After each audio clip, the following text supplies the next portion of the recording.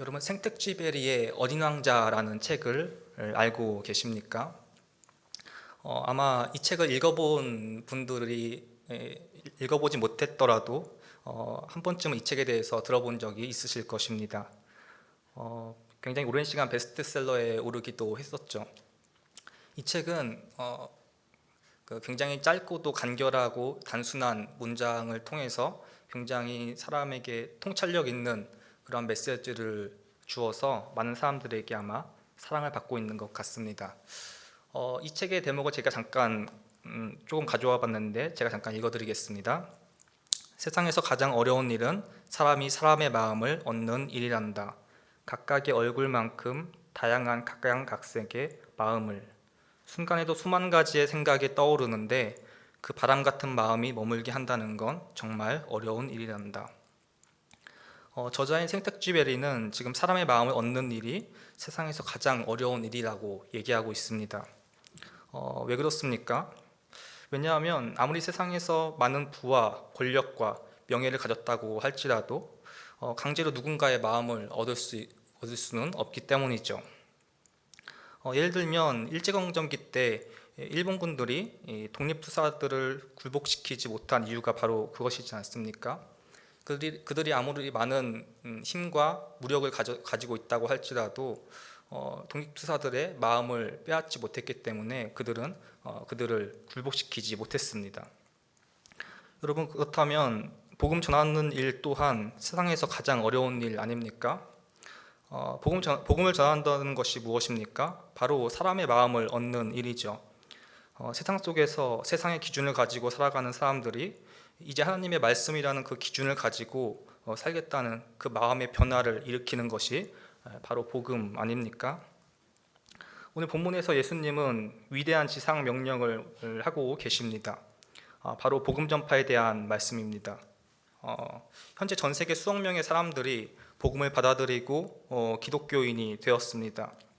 또한 세계 곳곳마다 교회가 침투하지 않은 곳이 없을 정도로 교회는 전 세계에 퍼져 있습니다. 그런데 이렇게 복음이 땅끝까지 이르러서 널리 퍼지게 된 그 시초가 오늘 본문의 예수님의 그 말씀으로부터 시작되고 있다는 것을 여러분 알고 계십니까? 그런 점에서 오늘 우리가 살펴볼 본문은 너무나 중요한 말씀이고 복음을 전해야 하는 사명을 가진 우리 그리스도인들에게 꼭 필요한 말씀입니다. 오늘 본문 19절, 20절에는 예수님께서 위대한 지상 명령을 하고 계시죠. 19절, 20절 말씀을 다 같이 한번 살펴볼까요? 19절, 20절 말씀입니다. 시작. 그러므로 너희는 가서 모든 민족을 제자로 삼아 아버지와 아들과 성령의 이름으로 세례를 베풀고 내가 너희에게 분부한 모든 것을 가르쳐 지키게 하라. 어찌하다 내가 세상 끝날까지 너희와 항상 함께 있으리라 하신다. 네, 여러분, 바로 여기 지키게 하라까지가 예수님의 명령이라고 볼 수 있는데 내가 너희에게 분부한 모든 것을 가르쳐 지키게 하라, 바로 여기까지가 예수님의 이 지상 명령이라고 볼 수 있는데 그런데 아무리 찾아봐도 우리는 여기서 복음을 전파하라는 그 말씀을 찾아볼 수가 없습니다. 본문에 복음을 전파하라는 말씀이 보이십니까? 없죠. 제자도 삼으라는 예수님의 말씀만 우리가 여기서 확인할 수가 있습니다. 그런데 우리가 마가복음 16장 15절에 가보면 예수님께서 이렇게 말씀하시는 것을 볼 수가 있습니다. 또 이르시되 너희는 온 천하에 다니며 만민에게 복음을 전파하라. 여기서 나오는 이 말씀은 오늘 우리가 살펴본 이 마태복음 28장의 본문과 똑같은 상황을 마가가 다른 관점에서 기록해 놓은 것이죠. 병행구절이라고도 하는데 지금 오늘 예수님께서 부활하신 이 상황을 마가와 마태가 똑같이 이것에 대해서 진술하고 있는데 각각 이제 다른 관점에서 이 상황을 표현하고 있는 것입니다. 마태는 이것을 보고 제자를 삼는 것으로 기록해 놓고 있고 마가는 이것에 대해서 복음을 전파하는 것으로 기록해 놓고 있는 것입니다. 그럼 이것이 우리에게 무엇을 말씀합니까? 바로 복음을 전파하는 것이 바로 제자 삼는 것이고, 바로 제자 삼는 일이 복음을 전파하는 일이라는 것을 우리에게 말씀하고 있는 거 아닙니까? 그렇습니다, 여러분. 바로 복음을 전하는 일은 바로 제자 삼는 일인 것이죠. 근데 복음 전하는 일이 제자 삼는 일이라면, 그렇다면 오늘날 한국 교회는 복음 전하는 일에 실패한 거 아닙니까? 지난 수십 년간 우리 한국 교회가 크게 성장했다라고 많은 사람들이 얘기를 합니다. 한때는 한국 전체 인구 중 4분의 1이 기독교인이라는 통계를 들면서 우리는 자화자찬하기도 했습니다. 여러분, 그런데 우리나라가 잘 살기 시작하고 또 물질적인 풍요가 우리의 삶을 지배하게 되고, 그리고 현재는 코로나라는 이 예기치 못한 이러한 변수가 나타나자 지금 교회가 크게 흔들리는 모습을 우리가 보고 있는 것 아닙니까? 그리고 앞으로의 교회의 사정은 급속도로 악화될 것이라는 그러한 전망이 끊임없이 계속되고 있고, 현재 우리도 그것을 피부로 느끼고 있습니다. 무엇이 문제일까요? 우리가 이 제자 삼는 일에 실패한 거 아닙니까? 겉으로는 교회 안에 사람들이 꽉꽉 들어차고 계속해서 사람들이 교회 안으로 들어오는 시절이 분명히 있었지만, 그들을 제자 삼는 일에는 우리가 실패했습니다. 사실상 복음을 전하는 일에 우리가 실패한 것이죠. 여러분, 우리는 복음 전하는 일이 바로 제자 삼는 일이라는 것을 기억해야 할 것입니다. 거리에 나가서 전도지를 돌리고 사람들에게 예수님은 당신을 사랑하십니다, 교회 시간 나면 한번 들려주세요 라고 이렇게 말하는 것이 바로 복음을 전하는 전부가 아니라, 그들을 제자로 삼아서 제자로 키워내는 것, 그것이 바로 복음을 전하는 일이라고 주님께서 말씀하고 계시는 것입니다. 그렇다면 오늘 본문에서 주님은 제자 삼는 것이 무엇인지에 대해서 세 가지 단어를 사용하면서 설명하고 계시는데, 이 세 단어들은 분사로 이루어져 있습니다. 오늘 주님께서 말씀하시는 이 위대한 지상 명령은 한 가지 주동사로 이제 명령하고 계시고 있고, 그 주동사를 세 가지 분사로 이제 설명하면서 뒷받침해주고 있는 것입니다. 이 주동사가 무엇이냐면 바로 제자로 삼아라는 동사입니다. 예수님께서 바로 이렇게 너희들은 가서 제자로 삼아라고 얘기하시면서 세 가지 분사를 들면서 그 제자로 삼는 것이 무엇인지에 대해서 우리에게 설명하고 있습니다. 지금 그 분사들을 하나씩 살펴보면서 바로 제자 삼는 일이 무엇인지에 대해서 우리 하나씩 한번 나누어 보는 시간을 갖도록 하겠습니다. 먼저 첫 번째 분사는 포류덴테스라는 단어인데, 이 본문에서는 바로 가서라고 번역을 하고 있습니다. 포류덴테스라는 이 단어는 떠나다, 나가다라는 뜻을 가지고 있습니다. 그러니까 예수님께서는 모든 민족을 향해서 떠나라, 모든 민족을 향해서 나가라라고 말씀하고 계신 것입니다. 여러분, 제자 삼는 일은 바로 모든 민족을 향해서 떠나는 일이고, 바로 그들을 향해서 나가는 일입니다. 하나님께서 처음 아브라함을 부르실 때 뭐라고 부르셨습니까? 창세기 12장 1절 말씀입니다. 여호와께서 아브라함에게 이르시되 너는 너의 고향과 친척과 아버지의 집을 떠나 내가 내게 보여줄 땅으로 가라. 그리고 3절에서는 이렇게 말씀하고 계십니다. 모든 족속이 너로 말미암아 복을 얻을 것이라 하신지라. 하나님께서는 지금 우리에게 뭐라고 말씀하고 계시냐면, 하나님께서는 아브라함에게도 모든 민족의 복이 되기 위하여 그들을 향해 떠나가라고 말씀하고 계신 것이죠. 여러분, 제자 삼는 일은 바로 떠나는 일이고, 바로 그 떠나는 것으로부터 시작이 되게 됩니다. 그런데 어떤 분들은 이렇게 얘기하는 분들이 있습니다. 나는 아직 사역을 감당할 준비가 안 됐어. 지금은 그 사역을 감당할 만한 때가 아니야. 좀 더 여유가 생기면 그때 시작하는 게 좋을 것 같아. 라고 이렇게 말씀하시는 분들이 계십니다. 그런데 여러분, 오늘 본문에는 흥미로운 장면이 나오고 있습니다. 예수님께서 복음을 전파하라는 이 위대한 지상 명령을 하고 계시는데, 그 말씀을 하시는 그 말씀의 대상이 꽤나 놀랍습니다. 본문 17절 말씀 한번 보실까요? 제가 읽어드리겠습니다. 예수를 배웠고 경배하나 아직도 의심하는 자들이 있더라. 예수께서 나와 말씀하여 이르시되. 예수님께서 부활하신 후에 처음으로 이렇게 제자들에게 보이셨는데, 그때 의심하는 자들이 있었다라고 얘기하고 있는 것입니다. 그런데 이 구절의 의미는 조금 모호한데 어떤 학자들은 이 의심하는 자들을 보면서 이 의심하는 제자들을 두 부류로 나눠서 해석을 하고 있습니다.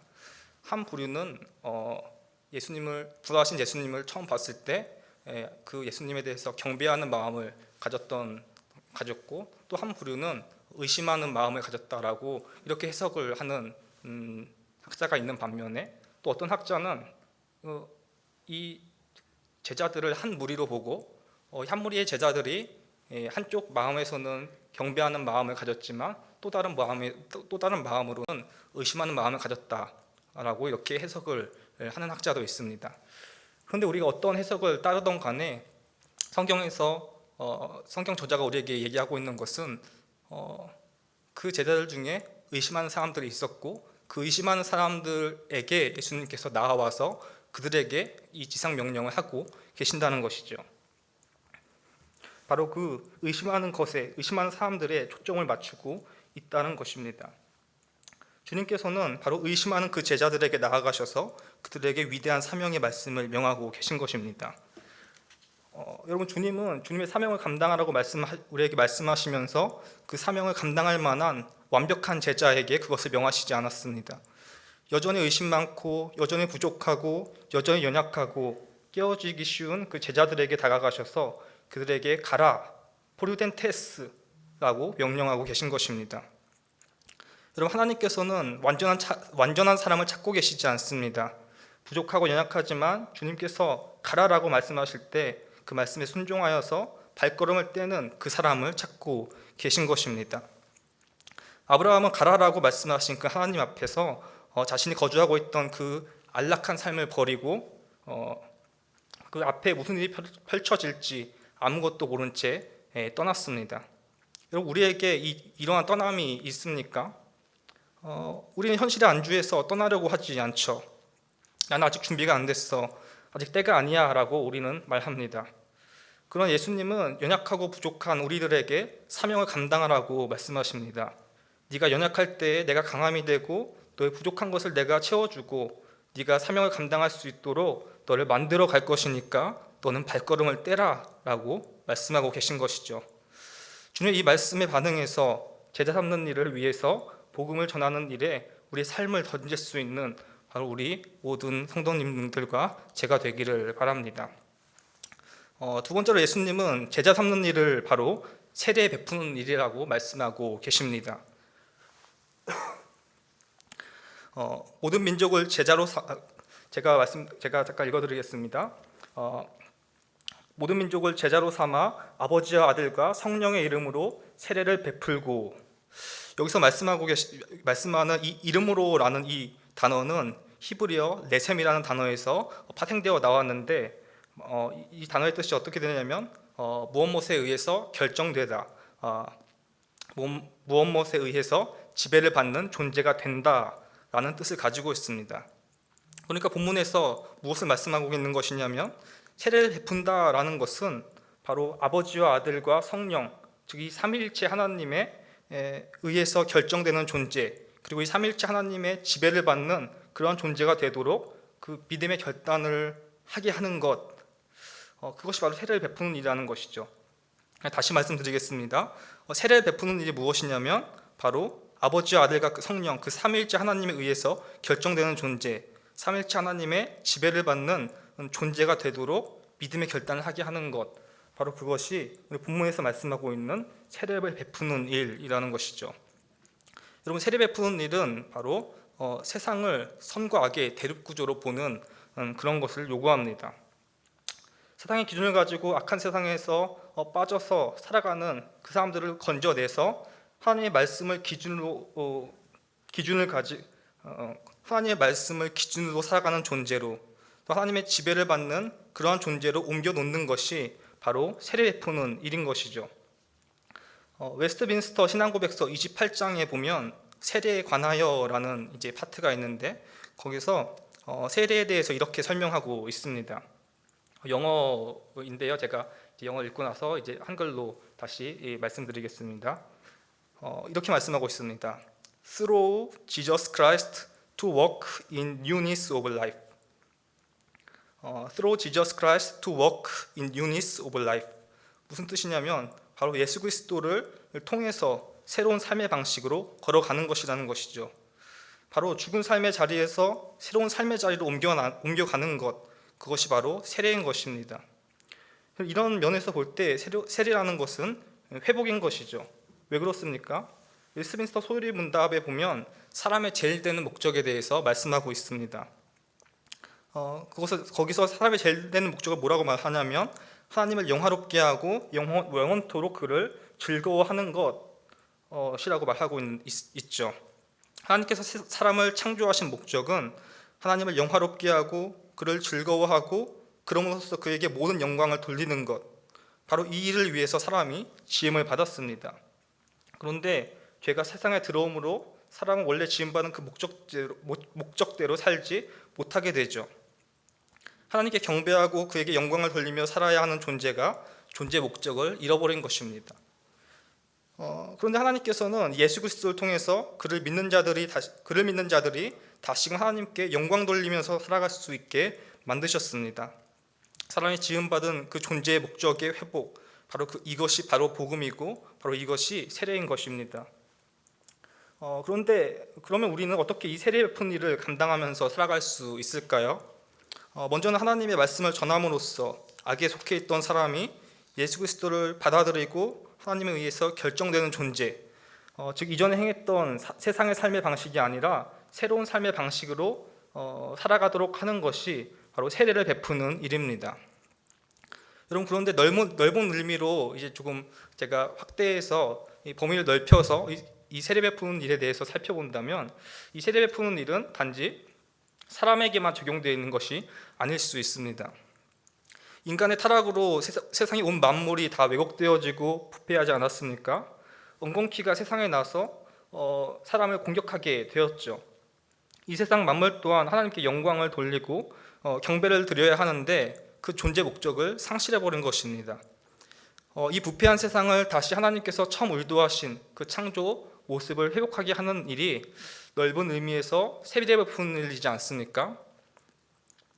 네덜란드의 정치가이자 신학자였던 아브라함 카이퍼는 이렇게 말했습니다.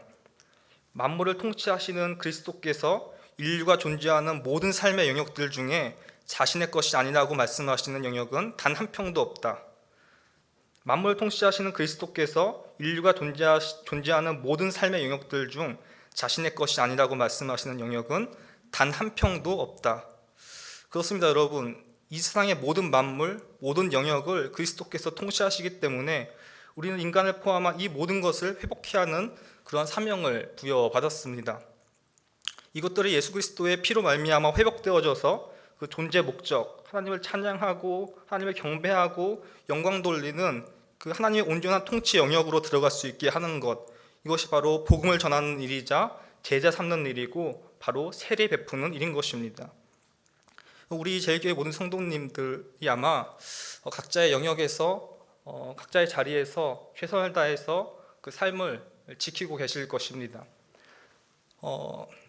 그런데 주님께서 우리에게 말씀하신 것이 무엇입니까? 그 각자의 삶에서 우리가 살아가면서 우리 눈앞에 보이는 모든 부패하고 썩어지고 더럽고 어그러진 그 모든 것들을 회복해야 하고 치유하고 또 그것들을 곧게 하는 것, 그것이 예수님께서 우리에게 부여하신 사명이고 바로 제자 삼는 일이고 세례 베푸는 일이라는 것이죠. 우리 이렇게 모든 성도님들이 바로 그 주님께서 말씀하신 그 회복의 사명을 감당하시는, 각자의 처소에서 감당하시는 그러한 주님의 사명 감당하시는 성도님들 되시기를 바랍니다. 그럼 마지막 세 번째로 제자 삼는 일은 바로 가르쳐 지키게 하는 일이죠. 이것은 제자 삼는 일을 수식하는 세 번째 분사인데 디다스 콘테스라는 단어로 가르치다라는 뜻을 가지고 있습니다. 세례를 받은 사람이 이제 하나님 안에서 살아가겠다고 결단하고 그 사람이 이제 교회 공동체 안으로 들어오면 거기서만 그냥 머무르게 해서는 안 되는 것이죠. 계속해서 그를 양육하고 그를 성장시켜서 믿음의 장성한 분량까지 클 수 있게 이끌어 주는 것, 이것이 바로 가르쳐 지키게 하는 일인 것입니다. 때로는 그들이 잘못된 길로 갈 때는 훈계를 할 수도 있고, 그들이 절망장에 빠질 때는 격려나 위로를 할 수도 있습니다. 때로는 징계를 줄 수도 있겠죠. 그러면서 그들이 결국에는 그 믿음이 성장해져서 그 하나님 안에서 그 신앙이 더욱 깊어지고 계속해서 그 장성한 분량까지 성장하게 만드는 것, 그것이 바로 가르쳐 지키게 하는 일인 것이죠.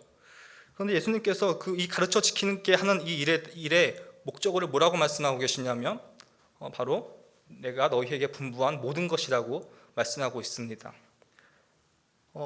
여러분, 이 주님께서 우리에게 분부한 모든 것을 가르쳐 지키게 하라라고 말씀하고 계시는데, 여러분, 우리가 이 분부한 모든 것을 지킬 수 있습니까? 우리가 우리 스스로도 주님께서 분부한 모든 것을 지킬 수는 없죠. 그런데 더군다나 그것들을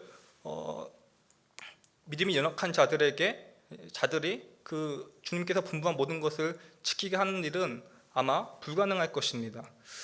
근데 주님께서 왜 이런 어려운 일을, 이런 불가능한 일을 우리에게 맡기시는 것입니까? 언뜻 보기에 생각만 해도 이 일은 정말 우리가 할 수 없을 것만 같아 보여요.